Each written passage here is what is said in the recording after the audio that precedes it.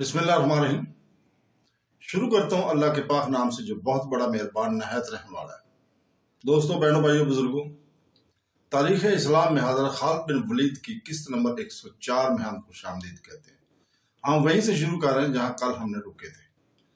तो दोस्तों, कसरा के महल में मलका कसरा बूढ़े तबीब को कहा कि तुम कसरा से इस हकीकत को कब तक छुपाए रखोगे? ये रक्स और ये नगमे और ये मखमल जैसे नरम और मुलायम और नौखेज जिस्म कसरा अर्ध शेर का दिल नहीं बहला सकते। अगर कसरा सिर्फ शहंशाह होते तो वो अपने आप को बड़े हसीन फरेब दे सकते थे, फरार के बड़े दिलकश रास्ते इख्तियार कर सकते थे, लेकिन वो जंगजू भी हैं। इनके घोड़े के सुम्मों ने जमीन के तख्त को हिला डाला था। फारस की इतनी अजीम शहंशाही कसरा के जोरे बाजू का हासिल है। इस शहंशाही को उन्होंने रोमियों की ताकतवर फौज से बचाया। कसरा ने लड़ाइयां लड़ी हैं, बड़े खूनरेज मार के लड़े हैं। अब वो जंगजू अर्जशेर बेदार हो गया। अब रक्स और नगमा और ये तलस्माती जवानियां इन पर उल्टा असर कर रही हैं। अब वो किसी रकासा और किसी मुगनिया को नहीं, हरमज को बुलाते हैं, अंदर जागर की पूछते हैं, बहमन जाजविया और अनुशजान को पुकारते हैं। कहाँ हैं इनके ये सलार? तुम इन्हें क्या धोखा दोगी? ये तबीब बोल रहे हैं।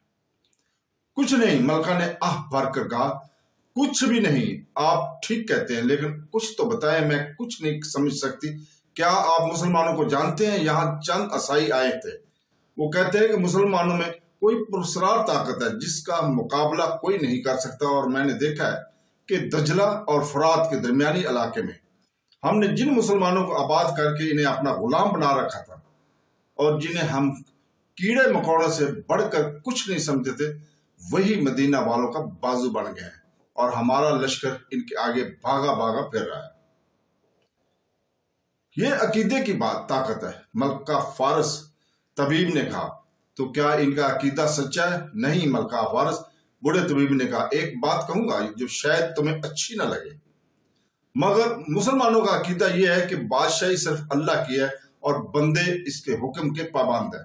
और वो कहते हैं कि उस अल्लाह के सिवा कोई माबूद नहीं। क्या तुम इस राज को समझी हो? मलका कसरा, नहीं बुजुर्ग तबीब, मलका ने जवाब दिया, मैं नहीं समझ सकी। बादशाही तो एक खानदान और इसके एक फर्द की होती है। इसका अंजाम तुम देख रही हो। मलका कसरा तबीब ने कहा, आज वो एक इंसान जो अपने आप को इंसानों का शहंशाह समझता है, बेबस और मजबूर अंदर पड़ा है और अपनी बादशाही को बचा नहीं सकता। इसका लश्कर पसपा होता चला जा रहा है और इन सिपाहियों को क्या पड़ी है कि एक खानदान और एक इंसान की शहंशाही की खतरा अपनी जाने दें। और वो जो हजारों की तादाद में मर रहे हैं, वो भागते हुए मर रहे हैं। और जब देखते हैं कि माले गनीमत तो है ही नहीं, तो फिर हम क्यों लड़े? और वो तुम्हारे खजाने से महाना वसूल के लिए जिंदा रहना चाहते हैं। और मुसलमान तबीब ने कहा, मुसलमान किसी एक इंसान के आगे जवाब दो नहीं है, वो अल्लाह ताला की खुशनुदी के लिए लड़ते हैं और अपने अमीर का हुक्म मानते हैं। यही वजह है कि वो इतनी कम तादाद में भी तूफान की तरफ बढ़े आ रहे हैं। मलका फारस अकीदा अपना अपना और मजहब अपना अपना होता है। मैं इल्म और तजर्बे की बात करता हूँ। जब एक खानदान और एक इंसान अपने आप को शहंशाह बना लेता है और इंसानों को इंसान समझना छोड़ देता है, तो एक दिन आता है कि वो अपने साथ अपनी फौज को भी ले डूबता है और अपनी राया को भी तबाही के गड्ढे में फेंक देता है। मैं नहीं समझ सकती, मलका ने कहा। मैं समझना नहीं चाहती। मैं सिर्फ ये चाहती हूँ कि कसरा सेहतयाब हो जाए। कुछ करो बुजुर्ग तबीब, कुछ करो। कुछ नहीं हो सकता, मलका फारस तबीब ने कहा।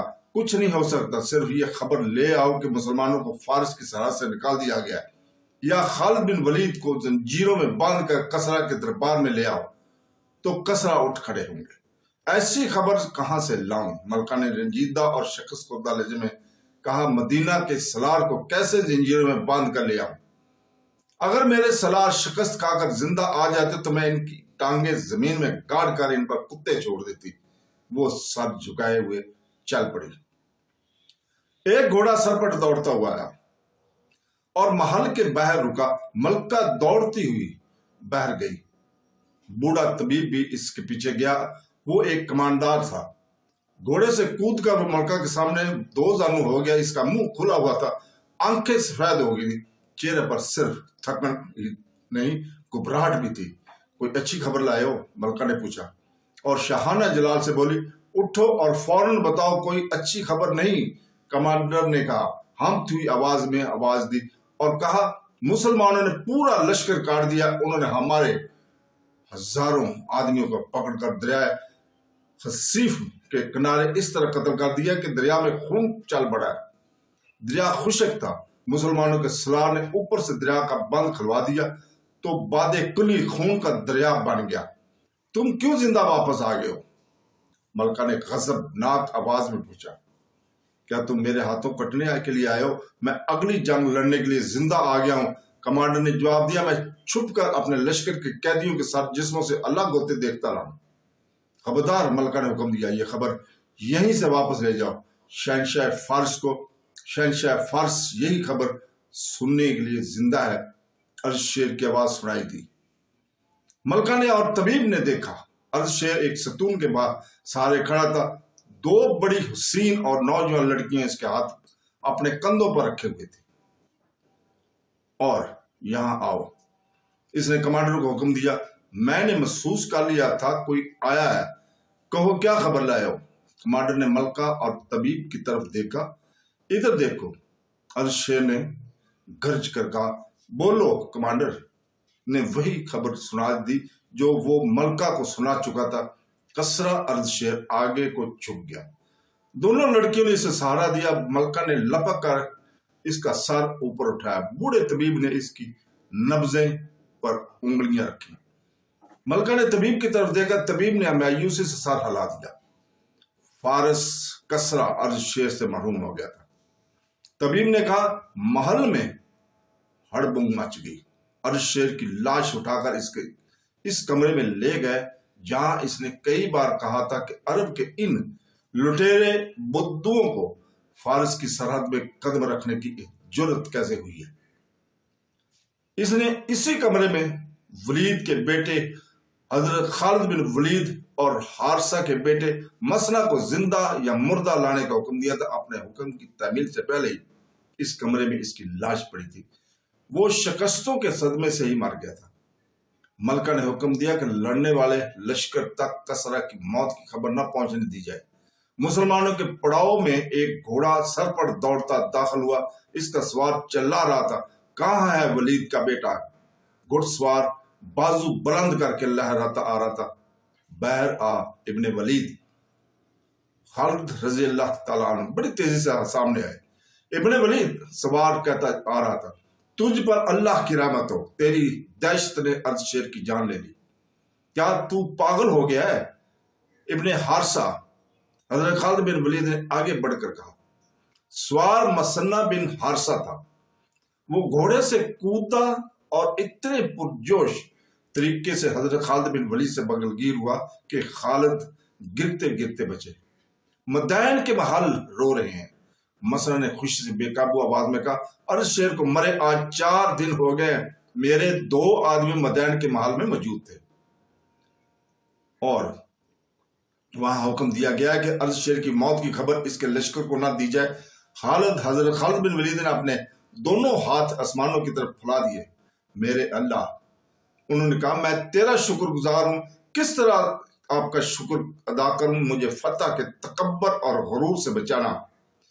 خدائے ذوالجلال، سب تعریفیں تیرے لیے اور تیرے لیے ہی ہیں۔ حضرت خالد بن ولید نے ہاتھ نیچے کر کے ادھر ادھر دیکھا اور بلند آواز سے کہا، اپنے تمام لشکر کو یہ مسئلہ سنا دو کہ فارس کی وسیع اور عریض شہنشاہی کا ستون گر پڑا ہے اور یہ اللہ تعالیٰ کی دین ہے اور اللہ تعالیٰ کا دین ہے۔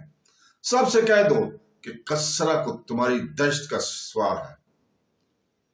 حضرت خالد بن ولید مسنہ بن حارثہ کو اپنے خیمے میں لے گئے اور اس نے پوچھا، آگے کیا ہے؟ تھوڑی ہی دور فارس ایک بڑا شہر امنیشیا ہے۔ مسنہ نے بتایا، یہ شہر اس لیے بڑا ہے کہ وہاں فارس کی فوج رہتی ہے۔ اس فوج کا بہت بڑا अड्डा समझ लो। ये शहर तजारती मरकज है, इसके इर्द गिर्द जमीन बहुत सरगेज है। तजारत, अनाज और बागों के फलों की वजह से अमनेशिया अमीर वहां का शहर कहलाता, अमीरों का शहर कहलाता है। शहर पन्ना बहुत मजबूत है, शहर के दरवाजे मजबूत है, करीब जाओगे तो दीवार के ऊपर से तीरों का मींह बरसेगा। वलीद के बेटे, इस शहर के लिए जानों की कुर्बानी देनी पड़ेगी। अगर तूने ये शहर ले लिया तो समझ ले कि तूने दुश्मन की एक मोटी टांग अपने हाथ में ले ली। क्या अब भी वहां फौज है? हजरत खालिद बिन वलीद ने पूछा। अगर है तो कितनी होगी? इतनी नहीं होगी जितनी पहले थी। मसलन ने जवाब दिया, जहां तक मुझे बताया गया, अलेस की लड़ाई में कुछ फौज वहां से भी आई थी। दरियाए फरात में एक छोटा दरिया आकर गिरता था, इसे दरियाए बादकली कहते थे। जहां ये दरिया मिलते थे वहां शहर अमनेशिया आबाद था। हजरत खालिद बिन वलीद बड़ी शिद्दत से महसूस कर रहे थे कि इनका हर अगला कदम पिछले कदम से ज्यादा दुश्वार होता जा रहा है। ताहम उन्होंने हुक्म दिया कि फौरन अमनेशिया की तरफ कूच किया जाए। फौरन कूच से इनका मकसद यह था कि आतिश परस्तों को संभलने का मौका न दिया जाए। वो मई 633 रबीउल अव्वल 12 हिजरी के तीसरे हफ्ते का इब्तदाई दिन थे जब हजरत खालिद बिन वलीद ने इन्हें कूच का हुक्म दिया। मदीना मुनव्वरा के मुजाहिदीन फतह नुसरत से सरशार थे। वो इलाका सरसब्ज और जरखेज था, घोड़ों और इंसानों के लिए खुराक की कोई कमी नहीं थी। लेकिन अमनेशिया का दफा हजरत खालिद बिन वलीद को परेशान कर रहा था।